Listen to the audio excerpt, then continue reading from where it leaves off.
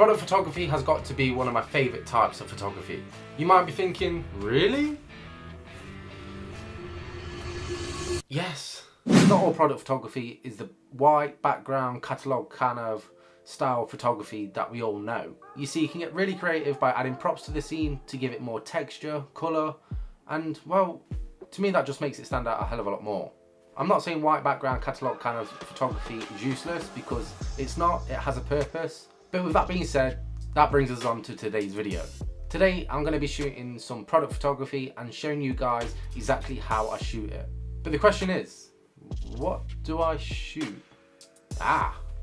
So I have a bunch of these old film cameras. I reckon we could do something with these. They're wicked. So the first step I need to take is to basically look at what I'm shooting at and figure out what kind of theme I want to go for. So as you can see here, this is like an old rusty kind of camera. And I think that's the kind of vibe that I want to go for. And I think I know just the place to go and get some props. Let's do it.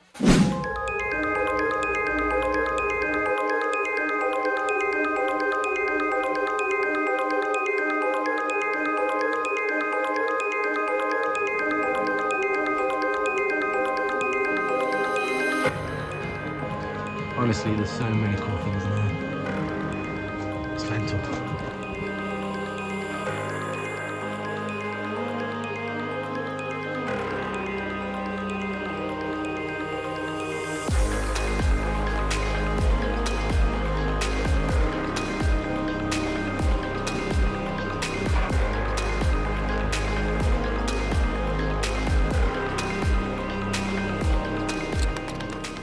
Honestly, that place is mental.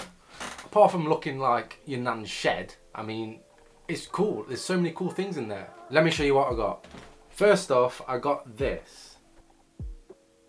I'm pretty sure it's like an old cigarette tin. It says Sun Valley Players, Virginia.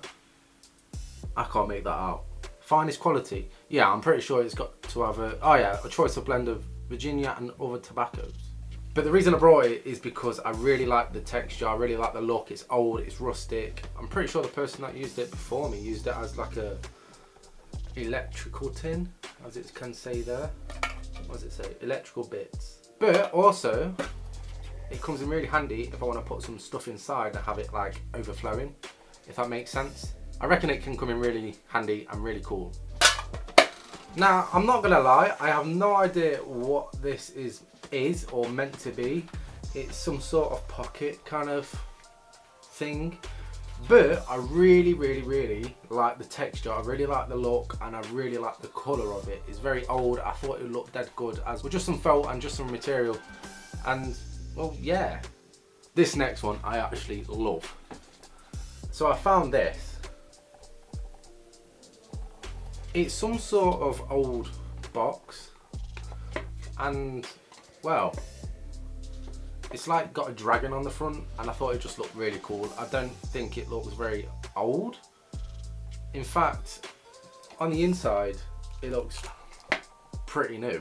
But I thought this can also come in handy, like the cigarette tin, having stuff overflowing out from it. And to be honest, I really just like the front of it. I think even if that was in the background, I think it would give some texture, some contrast to the photo.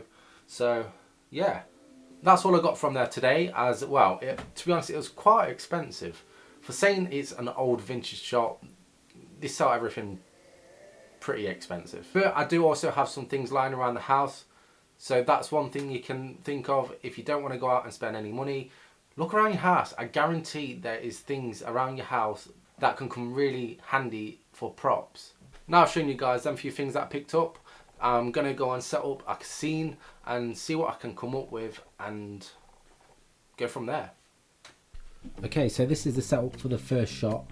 I have obviously got it all on a stool, laid up with the cloth, the box, and then the camera on top. So for the lighting setup I'm using on this side, I'm using this LED light mainly as a fill light. But for the main light I'm using my Godox flash, which is shooting from above. So what I'm going for is a basically spotlight kind of effect photo. So the Godox is going to give me that kind of spotlight effect, giving me the lighting from the top. And obviously on the left hand side I've got the LED light that's just going to fill in some empty spaces, so it's not going to look too dark. So with that being said, let's take the first photo.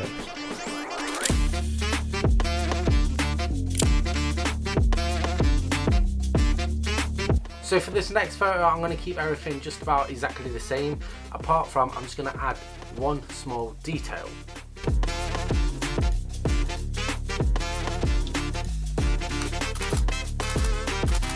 Don't vape, kids, it's bad for you.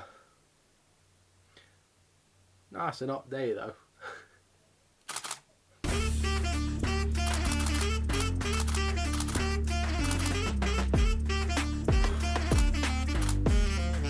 Small details like this can really impact the photo and make it just look, well, just so much better. Tell me what you think in the comments below.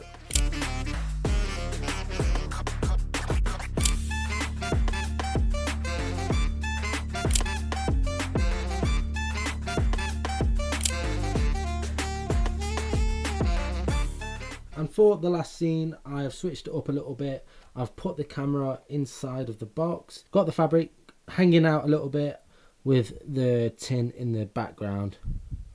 Let's see what we can get.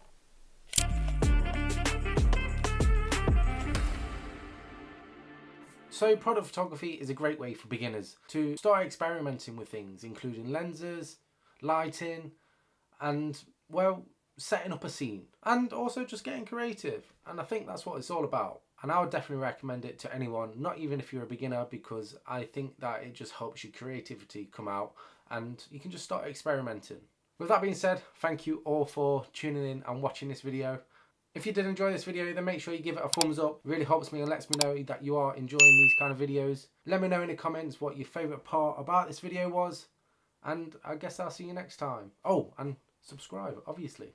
Safe.